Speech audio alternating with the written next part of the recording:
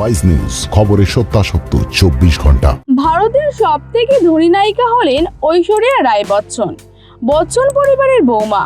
একাধিক জাতীয় ও আন্তর্জাতিক সংবাদ মাধ্যমের মতে এই মুহূর্তে সবথেকে ধনী নায়িকা তিনি। কিছু সংবাদ মাধ্যমে প্রকাশিত হয়েছে প্রতি বছর শুধুমাত্র ব্র্যান্ড অ্যাম্বাসেডর থেকেই রোজগার করে 80 থেকে 90 কোটি রুপি। একদিনে কোনো ইভেন্টের জন্য তিনি নিয়ে থাকেন 6 থেকে 7 কোটি রুপি।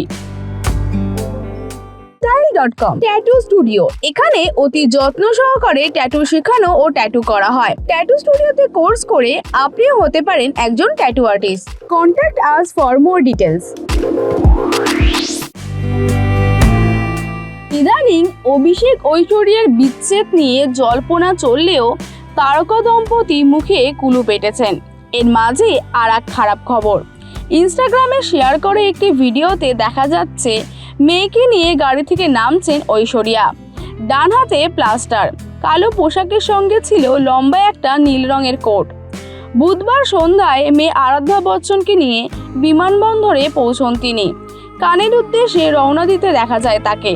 তবে তার ডান হাতের প্লাস্টার ভক্তদের উদ্গ্রীব করেছে। রায়সুন্দরীর কি হয়েছে তা এখনো কেউ জানেন না।